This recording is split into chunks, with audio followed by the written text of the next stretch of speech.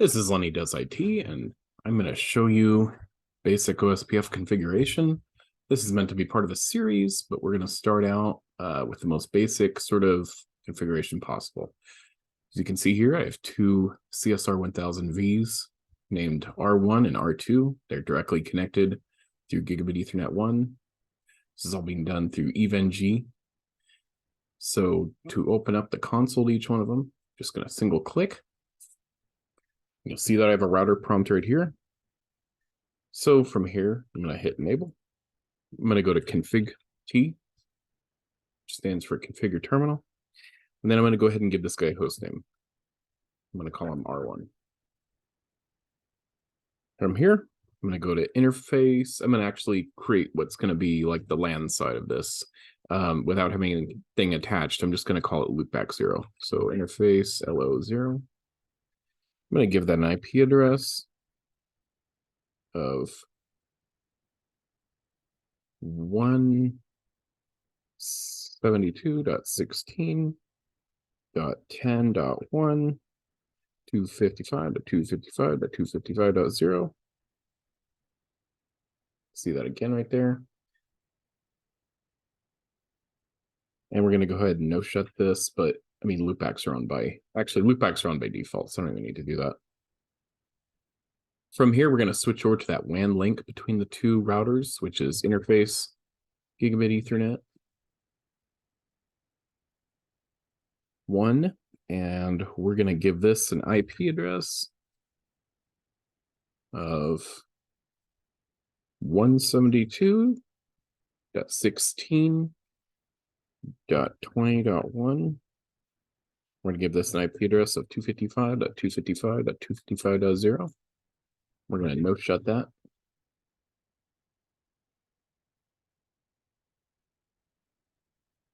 We're going to give this a, let's go ahead and see where we're at with our interfaces right now. So to show IP interface brief.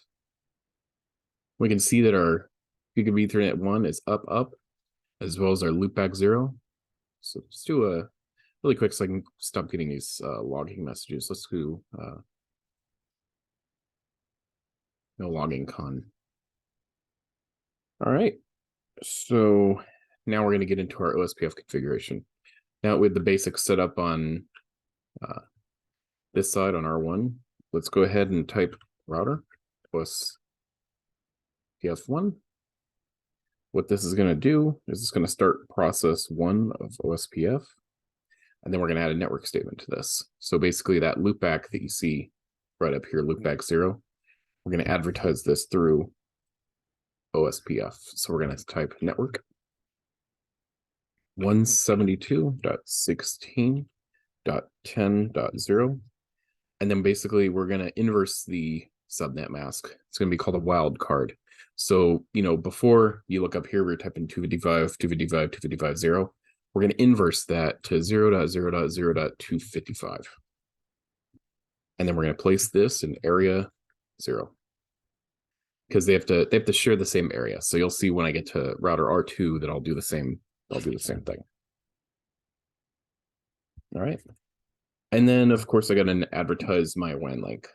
So network 172.16.20.0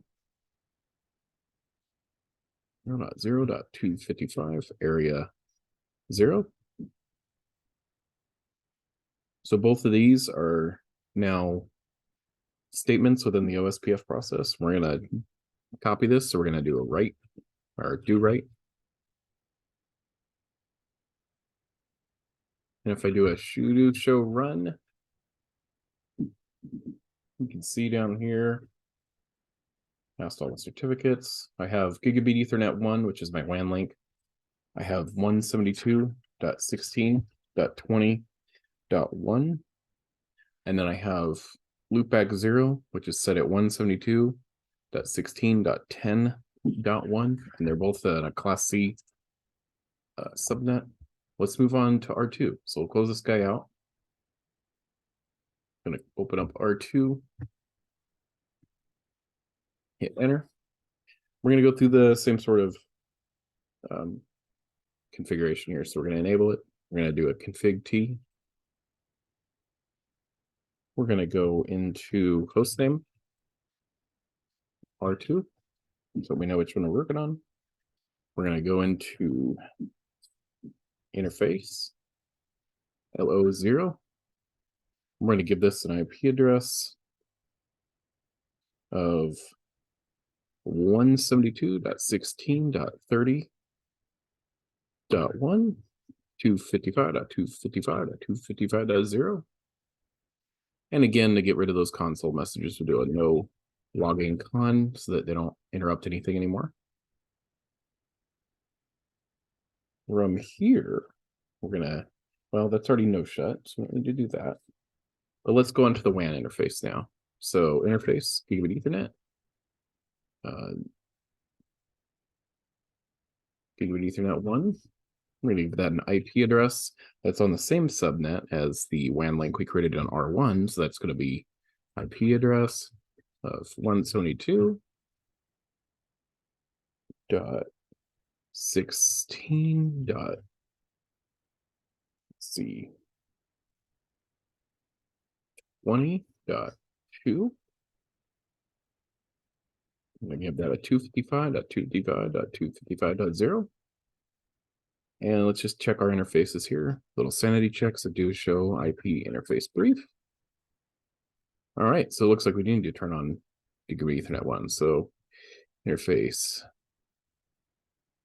gigabit Ethernet.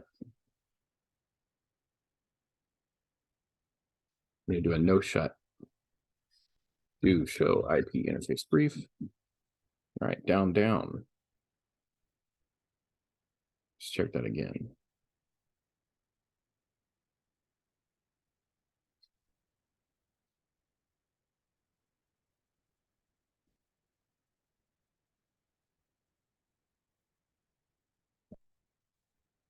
All right, now we're up. So just to make sure that we have a link between the two, let's go ahead and ping 172.16.20.1.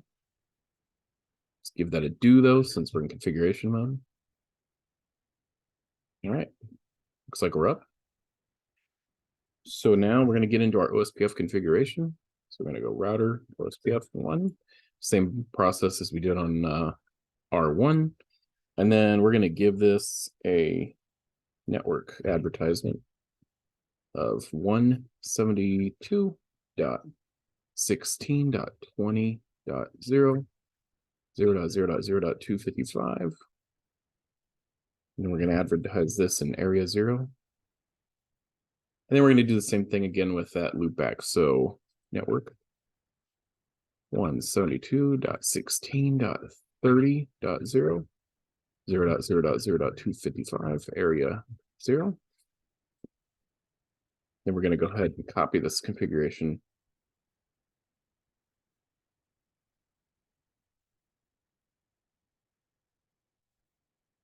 Now let's go ahead and head back over to R1 and see if we can see the OSPF adjacency form.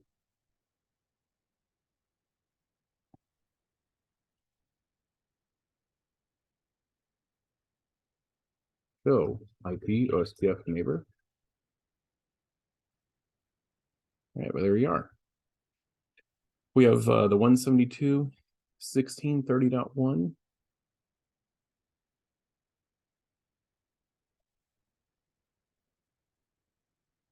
As you can see, it chose the loopback as the neighbor ID. So this is on R2, but on R1, it's showing that it's the neighbor ID. So if we go back to R2 here, and we type show IP OSPF neighbor,